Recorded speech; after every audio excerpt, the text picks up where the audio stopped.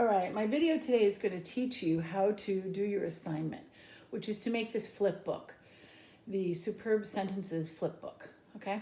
So this is what it looks like when it's done, without the word finished in it, but I'll put together. So I'm going to teach you how to put it together, and then you're going to work on it. But first I want to show you this. This is the rubric, and you can find this if you look on the assignment. And here, it shows you what your grade will be. If you turned no work in, you're getting a 0. Of course you are. If you turn in work, but it's not complete, you're getting a 50. If you turn in complete work, but it could have been neater, you're getting a 70. If you turn in work that's complete and neatly done, you're getting a 90. And if you turn in work that's complete and neatly done, and extra effort was put in to add color and pizzazz, then you're getting a 100. So this is for a grade. So the way you could add color and pizzazz, for example, would be to color all of these words, right? And to do it neatly, not to like throw it together. And to do your work really neatly in the book.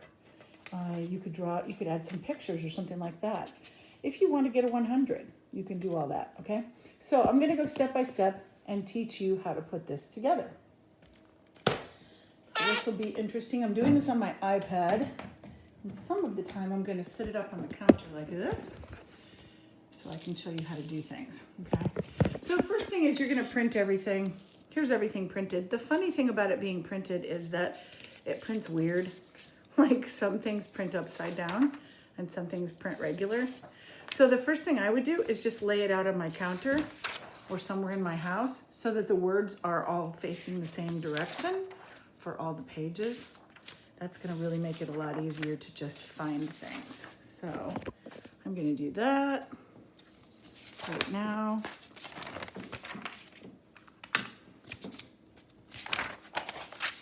And then I'll show you.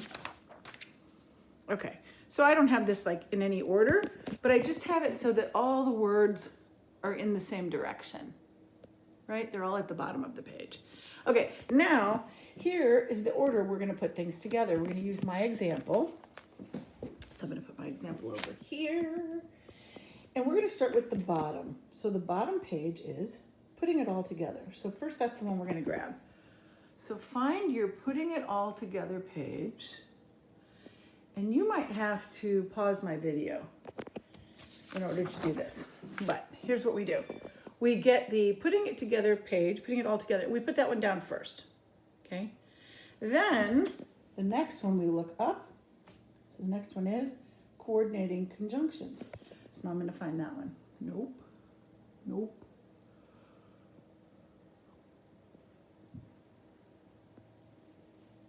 Oh, I must have missed it. Oh yeah, it was the second one. Okay, there we go. Okay, now when I get it, I put it on top of this one like this, so that the bottom of my paper is like kind of close to the words, but not like right on top of them. If you put it too close, you're gonna mess it up. So don't put them too close. Give yourself some space like that, okay? All right, next one. Putting it all together, coordinate conjunctions, fragments, and run-ons.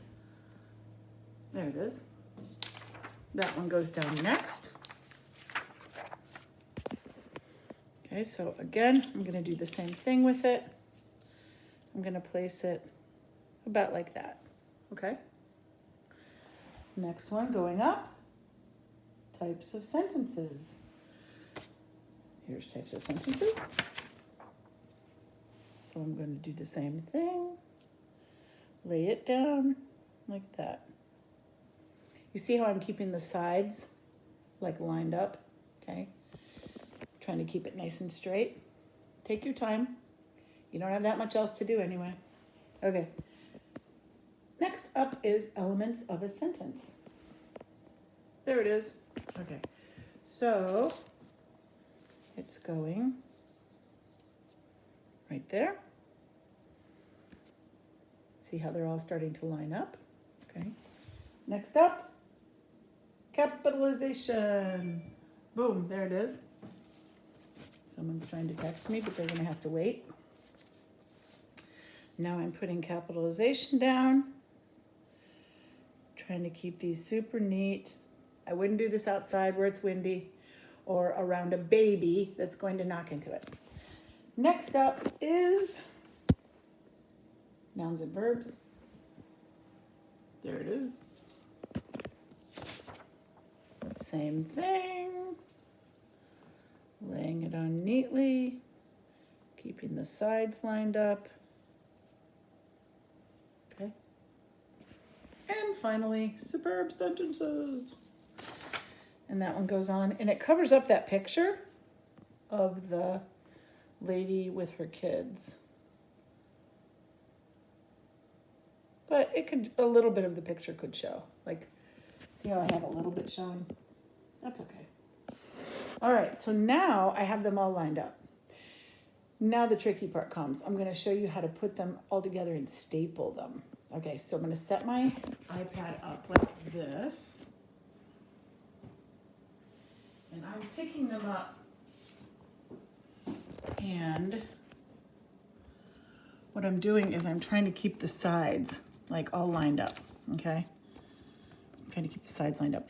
And then I'm going to fold it up here above superb sentences, okay? Maybe like right there is probably good. I don't have to get like too close to the top of superb sentences. It's okay. Like I can have like maybe like almost a finger space in here between the top of the S and the top of this S and the top of the paper, okay? So, and then I'm just gonna go across like this, get it nice and smoothed down. And there's my flip book. Sorry, I'm kind of close to this, I know. There's my flip book. Now I have to staple it. I'm gonna stand up and show you how I do that. I always staple things in the middle first. And don't staple it too far down because then you're not gonna be able to flip anything up, right? So get it kind of close to the top. In the middle. Good. You can see like, yep. And now that I did the middle, it's easier to do the sides. This one and this one. Okay? And now it's done. Ta-da! Now it's all put together. Ta-da, ta-da, ta-da, ta-da, ta-da. Right? Now I'm going to go through and show you page by page and talk to you page by page about what you're going to do. I'm going to use the one that I made earlier because the pages are bent back more easily for me to explain it to you. So this one I didn't do as well. You see how I stapled it too close? That's why I'm saying like leave some more space up here at the top, because if you don't leave enough space, then you're really close to these words. That's kind of a problem. I did a better job on the one I just showed you. See? Okay. So here we go. First one is nouns and verbs. You're going to make a list of the nouns and verbs that you see in this picture. I would maybe make a little chart here. Like nouns, and then a line, and then verbs. And try to get as many as you can. And remember the rubric. You're trying to go for neatness and completeness and colorful and attractive, okay? I would color these words in. You could do rainbow, or you could do every different category is a different color, something like that. Okay, next one. Capitalization. So you're writing words to respond to each topic. Be sure things are spelled correctly and capitalized correctly. Your school's name. Now you know that basis is all capitals, so you got to do that correctly. So do all of those. Again, we're looking for neatness and completeness. Next, elements of a sentence. And this is just a little poem that helps us to think about all the elements of a sentence, but you know the elements of a sentence. Elements of a sentence are that it has a subject, it has a verb, it makes sense, it has a capital letter and an end mark. Okay, so just make sure when you're writing your sentences that they fit those. Please take your time, don't rush, write neatly. This page Underline each sentence and color code it according to whether it is interrogative, declarative, exclamatory, or imperative. I hope you remember, but just in case, interrogative is questions, declarative is statements, exclamatory is when I'm excited, and imperative is a bossy sentence. It can be polite bossy or rude bossy. But you're going to underline each sentence with the color coding. If you need to ever change color coding in this whole book, you can. Like, let's say you don't have a red pen, but you have a purple one. Just cross off the word red, write purple, and then you can use a purple one.